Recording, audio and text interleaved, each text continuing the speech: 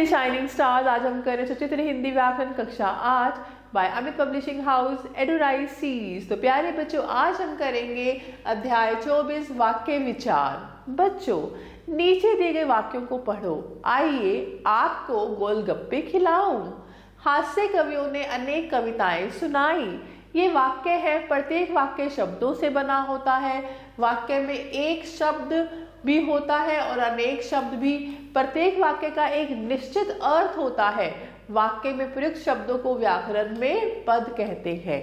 इस प्रकार भावों और विचारों को प्रकट करने वाले सार्थक और व्यवस्थित शब्द समूह को वाक्य कहते हैं।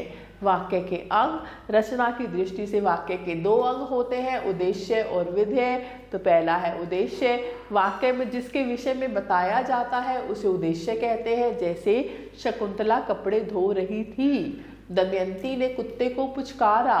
तो इन वाक्यों में शकुंतला और दमयंती उद्देश्य है। दूसरा है विधेय। वाक्य में उद्देश्य के विषय में जो कुछ कहा जाता है या जो कुछ बताया जाता है उसे विधेय कहते हैं। जैसे कालू राम झगड़ रहा था, आबिदा सितार बजाती है। तो इन वाक्यों में झगड़ रहा था और सितार बजाती है विधेय है। और अधिक जानिए, कई वाक्यों में उद्देश्य बीच में होता है और विधेय उद्देश्य के आगे या पीछे होता है। जैसे आसमान पर काले बादल छाए हैं, तो उद्देश्य है काले बादल, विधेय है आसमान और छाए है भी विधेय है। वाक्य के भेद। वाक्य के दो भेद होते हैं, अर्थ के आधार पर और रचना के आधार पर। तो पहला है अर्थ के आधार पर भेद। अर्थ के आधार पर वाक्य 8 प्रकार के होते हैं। पहला है आज्ञावाचक वाक्य। ऐसे वाक्य जिनसे आज्ञा, अनुमति, निवेदन, आदेश आदि का पता चलता है उन्हें आज्ञावाचक कहते हैं। जैसे कृपया हस्ताक्षर कर दीजिए, यहाँ पर निवेदन किया गया है। मेरी आंखों के सामने से हट जाओ, ये आदेश है। विस्मय आदिवाचक वाक्य। ऐसे वाक्य जिनसे विस्मय, हर्ष, शोक, भय आदि भाव प्रकट होते हैं उन्हें विस्मय आदिवाचक वाक्य कहते हैं। जैसे बाप रे इतना मोटा चूहा, वाह कितनी सुंदर फुलवारी है। विधानवाचक वाक्य। ऐसे वाक्य जिनसे किसी बात या कार्य के होने का कथन मात्र होता है उन्हें विधानवाचक वाक्य कहते हैं। जैसे मनोज लखनऊ जाएगा, नेताजी ने भाषण दिया। इच्छावाचक वाक्य। ऐसे वाक्य जिनसे इच्छा या कामना प्रकट करने के भाव का पता चलता है उन्हें इच्छावाचक वाक्य कहते हैं। जैसे ईश्वर आपको सद्बुद्धि प्रदान करे, काश मैं संगीत प्रतियोगिता में चुना जाऊं। आगे है संदेहवाचक वाक्य। ऐसे वाक्य जिनसे कार्य के होने या ना होने के प्रति संदेह या संभावना प्रकट होती है उन्हें संदेहवाचक वाक्य कहते हैं। जैसे संभवतः प्रधानमंत्री उद्घाटन करने आए, शायद कल वर्षा हो जाए। प्रश्नवाचक वाक्य। जिन वाक्यों द्वारा प्रश्न करने का भाव प्रकट होता है उन्हें प्रश्नवाचक वाक्य कहते हैं। जैसे अमित को किसने डांट दिया, कहो कैसे आना हुआ। निषेधवाचक वाक्य। ऐसे वाक्य जिनसे किसी कार्य के निषेध यानी ना होने का बोध होता है उन्हें निषेधवाचक वाक्य कहते हैं। जैसे रात को बिजली नहीं आएगी, मैं बाजार नहीं जाऊंगा।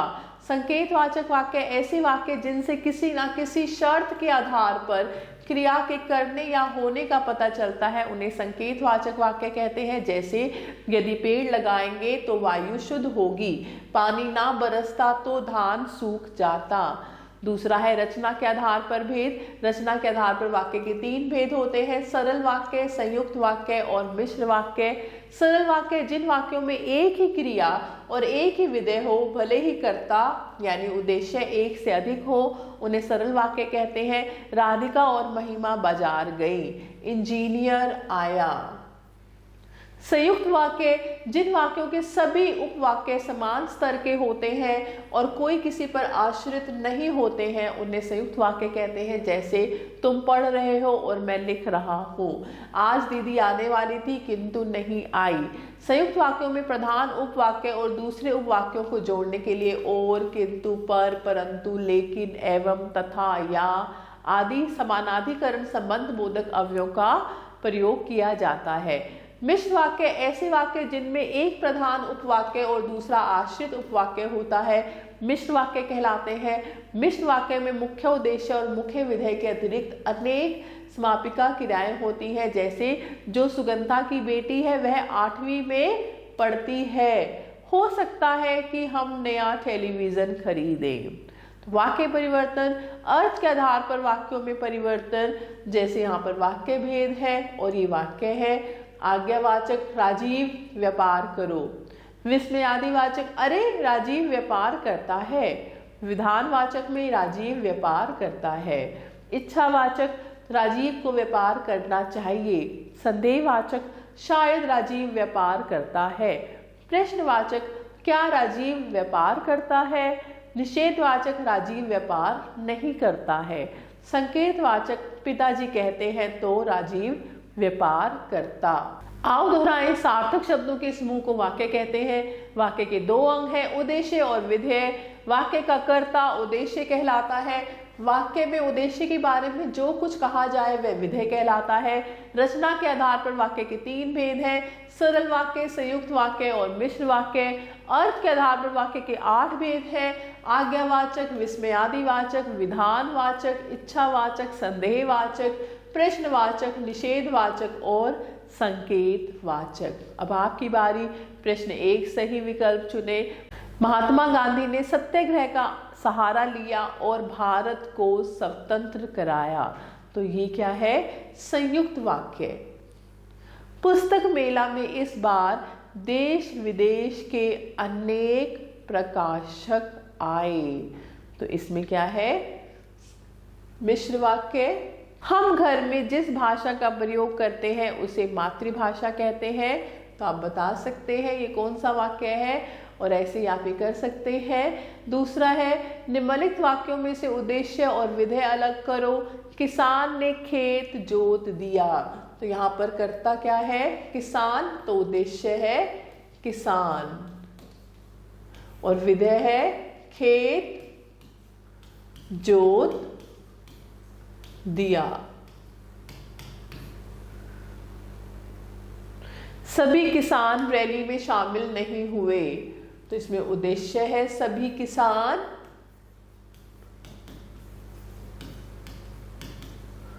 रैली में शामिल नहीं हुए, ये है विधेय। तो ऐसे ही आप कर सकते हैं बाकी के वाक्य। प्रश्न 3, निर्देशानुसार वाक्य परिवर्तन करो। पहला है, अनामिका ने पुस्तक पढ़ी, तो प्रश्नवाचक अनामिका ने क्या पढ़ा, और आप ऐसे भी कह सकते हैं, क्या अनामिका ने पुस्तक पढ़ी? बच्चे ने दूध पिया, निषेधवाचक बच्चे ने दूध नहीं पिया। योग्यता प्रतिदिन पढ़ती है, आज्ञावाचक योग्यता प्रतिदिन पढ़ा करो। उसने अपना कार्य कर लिया, संदेहवाचक क्या उसने अपना कार्य कर लिया, तो ऐसे ही आप कर सकते हैं। प्रश्न 4, अर्थ के आधार पर निम्नलिखित वाक्यों के वाक्य भेद बताओ, तो आप कर सकते हैं। और 5वां है, यथा निर्देश वाक्यों का रूपांतर करो। दूध पीकर बच्चा सो गया, संयुक्त वाक्य में, तो आप कर सकते हैं। ऐसे आप बाकी की वाक्य करेंगे। प्रश्न 6 है, निम्नलिखित प्रश्नों के उत्तर दो। वाक्य से आप क्या समझते हैं? वाक्य के भेदों के नाम लिखो। संदेहवाचक और विस्मयादिवाचक वाक्यों में क्या अंतर है? अर्थ के आधार पर वाक्य के कितने भेद होते हैं? और उद्देश्य और विधेय में अंतर स्पष्ट करो। तो मैं आशा करती हूँ आपको अध्याय अच्छे से समझ आया होगा। आप सभी बच्चों का तहे दिल से धन्यवाद। हमेशा खुश रहे और स्वस्थ रहे।